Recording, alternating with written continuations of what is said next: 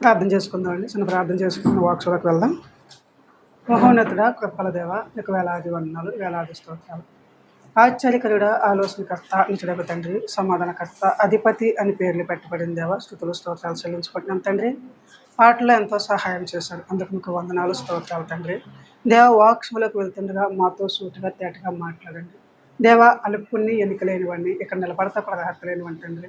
దేవ, ఏ వాక్స్ ద్వారా అయితే మాతో మాట్లాడతారో ఆ మాటల ద్వారా మాతో సహాయం చేసేమని కృపచరించమని మీరే తోడుండమని యేసునామములో అడుగుతున్నాం పరమ తండ్రి, ఆమేన్. ముందుగా దేవునికి స్తుతులు స్తోత్రాలు.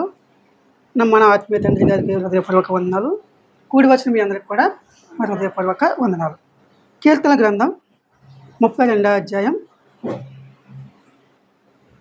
8వ వచనం, 9 వచనాలు. కీర్తన గ్రంథం 32వ అధ్యాయం 8, 9 వచనాలు. నీకు ఉపదేశము చేసేదను. నీవు నడవవలసిన మార్గమును నీకు బోధించెదను. నీ మీద దృష్టి ఉంచి నీకు ఆలోచన చెప్పెదను. దేవుని స్తోత్రం. ఇక్కడ ఈ వచనం మనం బాగా గమనించాలి. నీకు ఉపదేశము చేసేదను, నీవు నడవలసిన మార్గమును నీకు బోధించదను, నీ మీద దృష్టి ఉంచి నీకు ఆలోచన చెప్పేదను. ఇక్కడ ఈ మాట మనం బాగా గమనించినప్పుడు దేవుడు అంట మనతో అంటే ఏం చేస్తాడంట? ఉపదేశం చేస్తాడంట. ఎలా ఉన్నప్పుడు? ఆయన మాట ఆలకించినప్పుడు, ఆయన చిత్తానుసారంగా ఉన్నప్పుడు, ఆయనతో మనం ఉన్నప్పుడు. ఇక్కడ నీకు ఉపదేశం చేసేదను, నీవు నడవలసిన మార్గం. మనం నడవలసిన మార్గం, మనం ఏ మార్గంలో నడుస్తున్నాం? ఆత్మీయమైన మార్గంలో నడుస్తున్నామా, లోకానుసరమైన మార్గంలో నడుస్తున్నామా? మనం బాగా గమనించుకోవాలి. ఈ వాక్స్ మనకి బాగా ఇంపార్టెంట్. దావీదు గారు చెప్తున్న మాట, చేస్తున్న ప్రార్థన మనకు బాగా ఇంపార్టెంట్. మనకు ఉపదేశం చేసినప్పుడు ఆ ఉపదేశాన్ని మనం ఎలా ఉంచుకున్నాం? విన్న ఉపదేశాన్ని మన హృదయంలో ఉంచుకున్నామా, లేకపోతే ఉంచుకోకుండా మన ఇష్టానుసారంగా మనం ఉన్నామా? మన ఇష్టానుసారంగా మనకుంటే ఆయన ఆలోచన మన మీద ఉంటుందా? చెప్పాలి, ఉండదు. ఎప్పుడైతే ఆయన మనకు ఉపదేశం చేశారో ఆ ఉపదేశం బట్టి ఏ వాక్యం అయితే దేవుడు మనతో మాట్లాడుతున్నాడో ఆ వాక్యం ద్వారా ఆ వాక్యం దగ్గర క్రియా విశ్వాసం మళ్ళీ ఉన్నప్పుడు దేవుడు మనతోటి ఉంటాడంట. ఉన్నప్పుడు మనకంటే బోధిస్తాడంట.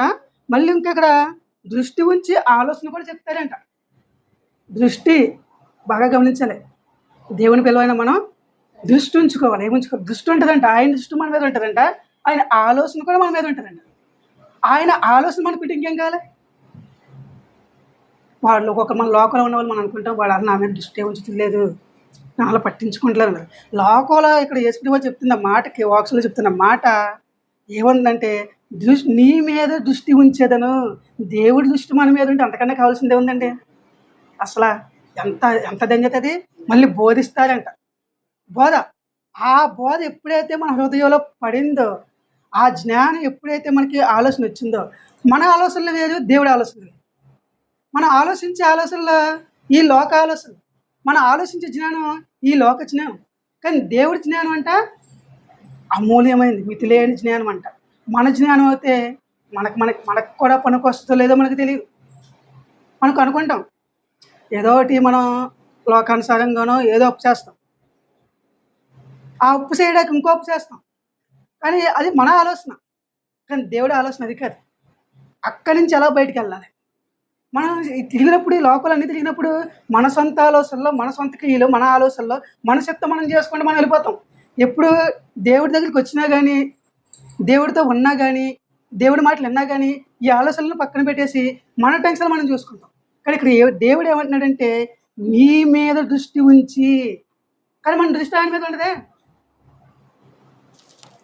ఉండదు. వాక్సం అయితే వింటాం, పాటలు అయితే పాడతాం, చర్చికి అయితే వస్తాం, కానీ దృష్టి ఉండదు. ఎప్పుడైతే ఇదే వాక్స్ మీద మనం దృష్టి పెట్టుకోవాలి. ఈ వాక్స్ మనకు బాగా ఇంపార్టెంట్. క్రైస్తవ జీవితంలో, మన ఆత్మీయ జీవితంలో దావీదు గారు చెప్తున్న మాట మనకు కూడా వర్తిస్తుంది. ఆయన చేసిన ప్రార్థన మనకు కూడా వర్తిస్తుంది. ఎప్పుడైతే ఈ వాక్స్ని బట్టి, ఈ ఆలోచన బట్టి, ఈ 8వ వచనంలో చాలా మర్మం ఉంది. ఎంత మర్మం ఉందంటే మనం తెలుసుకోవాలి, కానీ చాలా మర్మాలు ఉన్నాయి. దాంట్లో ఉన్న మర్మాలంతా, ఆ మర్మాన్ని ఎప్పుడైతే మనం గట్టిగా పట్టుకుంటామో మనకి ఎక్కడికి వెళ్ళిన విజయమే. దేవుని స్తోత్రం. విజయమే. నాకు రాందంటూ ఏది ఉండదు అన్న ఆలోచన ఎవరిస్తాడంట? దేవుడిస్తాడు. నాకు తెలియదంటే ఏదీ లేదు అన్న ఆలోచన. మనకు అన్నీ తెలుసు, కానీ ఏమనుకుంటామంటే దేవుళ్ళో ఉన్నప్పుడు నాకేమీ తెలియదండి, నాకేమీ తెలియదండి. అన్నీ తెలుసున్న వాళ్ళు చెప్పిన మాట ఏంటంటే, దేవుడి కోసం, దేవుళ్ళో ఉన్నవాళ్ళు, ఆత్మీయంగా ఉన్నవాళ్ళు ఎంత తెలుసుకుని ఏమంటారంటే నాకేమీ తెలియదు. ఇది నా జ్ఞానం కాదు. ఎవరిచ్చిన జ్ఞానం అంట? దేవుడిచ్చిన జ్ఞానం. ఇది నా మాట కాదు. ఎవరిచ్చిన మాట అంట? దేవుడిచ్చిన మాట. ఇది నా వల్ల జరిగింది కాదు, దేవుడి వల్ల జరిగింది. ఈ వాక్యానుసారంగా ఎప్పుడైతే ఎక్కడికక్కడ మన ఆలోచన కాకుండా ఆయన ఆలోచన మీద, ఎవరి ఆలోచన మీద అంట? దేవుని ఆలోచన మీద మనం పెడితే, ఆయన ఆలోచనలు మనకు ఉంటే, ఆయన దృష్టి మన మీద ఉంటే ఇంకెంత బాగుంటుందో సరే ఆలోచించండి. అనుకుంటున్నారా? ఆయన దృష్టి నా మీద ఉండాలి అనుకుంటున్నారా? ఆయన దృష్టి నా మీద ఉండాలి. ఆయన మీద ఉండాలంటే మనం ఏం చేయాలి? ఆయన ప్రేమ మనలో ఉండాలంటే, ఆయన దృష్టి మన మీద ఉండాలంటే మన ఇష్టానుసారంగా మనం ఉంటే సరిపోద్దా? చెప్పాలి. మన ఇష్టానుసారంగా మనం ఉంటే సరిపోదు. ఆయనకి ఇష్టంగా ఉండాలంటే, ఆయనకి ఇష్టంగా ఎప్పుడైతే మనం ఉంటామో, ఎప్పుడైతే ఆయనలాగా మనం ఉంటామో, ఆయన చూపించి ప్రేమ. ఇప్పుడు ఆయన ప్రేమ ఉంది. ఉదాహరణకి నా ప్రేమ ఉంది. నేను నా భార్యను అంతా ఇదిగా ప్రేమిస్తాను, నా కొడుకును ప్రేమిస్తాను. ఇప్పుడు ఏదన్నా సమయం, సందర్భం వచ్చినప్పుడు ఇప్పుడు నా ఫ్యామిలీ కోసం, నా కుటుంబం కోసం ఏమన్నా చేస్తాను. అది బయట వాళ్ళ కోసం నేను చేస్తానా? చేయను. కానీ దేవుని ప్రేమ అది కాదు. అందరి కోసం త్యాగం చేశాడు ఆయన. ప్రతి ఒక్కరి కోసం త్యాగం చేశాడు. ఈరోజు ఈ దేవుని సన్నిధిలో ఇంత ప్రేమగా, ఇంత ఆప్యాయంగా కూర్చున్నామంటే ఆయన బట్టే. ఎవరు పెట్టండా? దేవుని బట్టే. ఆయన ప్రేమ మితిలేంది. ఎవరికన్నా కనీసం ఒక కిడ్నీ కావాలంటే మనం ఇస్తామా? ఇవ్వలేం. కానీ దేవుడు ఏం చేశాడంట?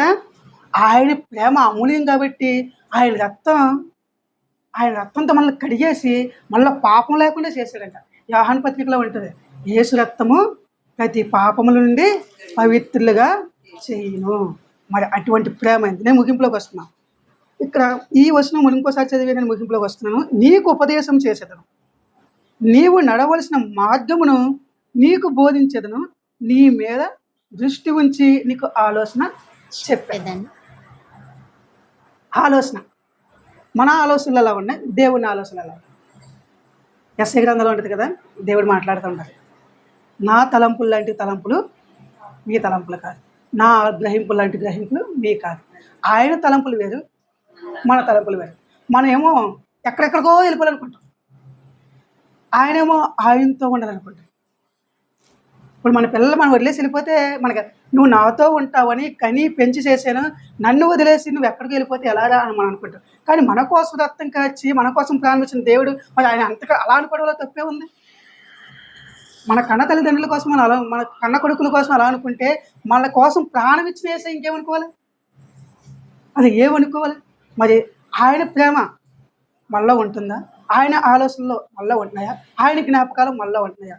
ఇది మనం గమనించుకుని ముందుకెళ్ళాలని కోరుకుంటూ కొద్ది వాక్యం దేవుడు దీవించునుగాక. చిన్న ప్రార్థన చేసుకుని, మహోన్నతుడా, కృపగల దేవ, నీకు వందనాలు, స్తోత్రాలు తండ్రి. ఆశ్చర్యకరుడా, ఆలోచనకర్త, నిత్యుడగు తండ్రి, సమాధానకర్త, అధిపతి అని పేర్లు పెట్టబడిందో స్తోత్రాలు తండ్రి. దేవా, ఈ 8వ వచనం ద్వారా మాతో మాట్లాడినందుకు నీకు వందనాలు తండ్రి. దేవా, నీ దృష్టి మా మీద ఉండాలి తండ్రి, నీ ఆలోచన మాతో ఉండాలి తండ్రి. అటువంటి క్రియా విశ్వాసం ఈ వాక్యానుసారంగా నడిచే కృపను మాకు అనుగ్రహించమని యేసు నామములో అడుగుతున్నాం పరమ తండ్రి. ఆమేన్. అందరికీ వందనాలు.